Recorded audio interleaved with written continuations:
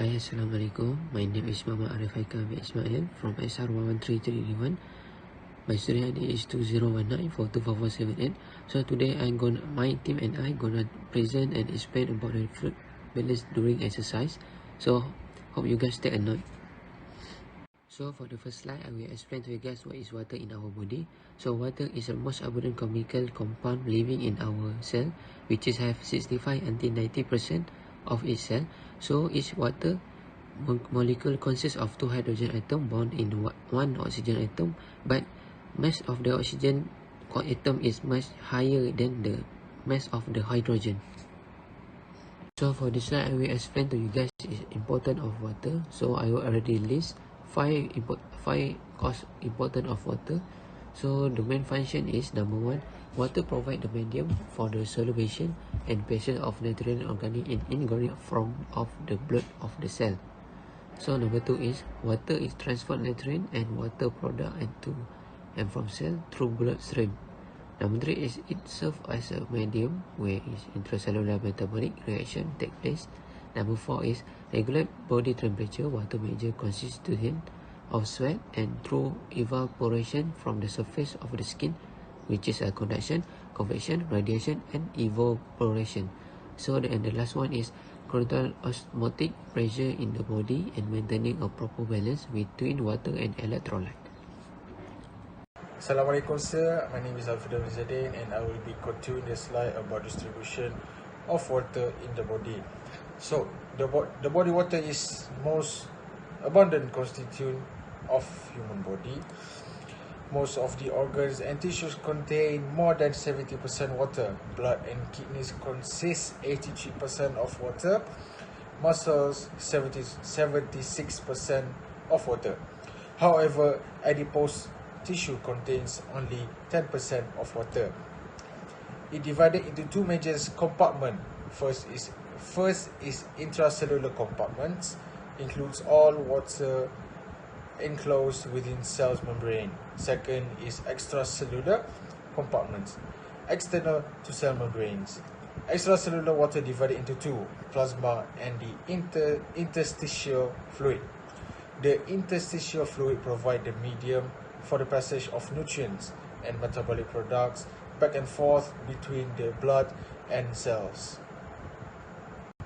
Next is fluid and exercise. Exercise increases the loss of water in 2 ways. The first is it increases rate respiratory tract, and second, exercise increases the body heat and thus result in excessive sweating of respiration, which increases water loss through skin. So this led to depletion of water occurs through sweating and respiration. Next is much water loss through sweating comes from the blood, leading to reduce the blood volume that may threaten cardiovascular function. Next, when fluid losses, sweating and blood flow to the skin are decreased and temperature elevated. And lastly, fluid loss to 4 to 5% reduce work capacity by 20 to 30% and thus impair performance. Hi and Assalamualaikum. My name is Syami Izzuddin bin Muhammad Azisha. Now it is my turn, so I will continue with regulation of body temperature during exercise. Hypothalamus. Hypothalamus is a part of the brain that has a vital role in control many bodily functions, such as body temperature and release of hormone from pituitary gland. Hypothalamus receives information from skin by sending impulse to hypothalamus. Second, blood temperature directly affects hypothalamus and influence the thermostat. Next, regulatory center of hypothalamus regulate body temperature during exercise through sweating begin and evaporation will remove heat away from the body. Second, blood will come closer to the skin so that heat may get closer to the outside and radiate away. Hypothermia is a medical emergency when body loses heat faster than it can produce heat. It happens when body temperature below 35 Celsius and it will cause low body temperature. In cold wet and windy environment, condition heat is lost more rapidly than it is produced through exercise. Example from the symptom of hypothermia is muscular coordination and mental confusion. Next we go with hypothermia. Hypothermia is a group heat related condition of high body temperature. In easy word, it is the opposite of hypothermia. Hypothermia during exercise in warm or hot environment and air movement and radiation can all increase body temperature through the skin.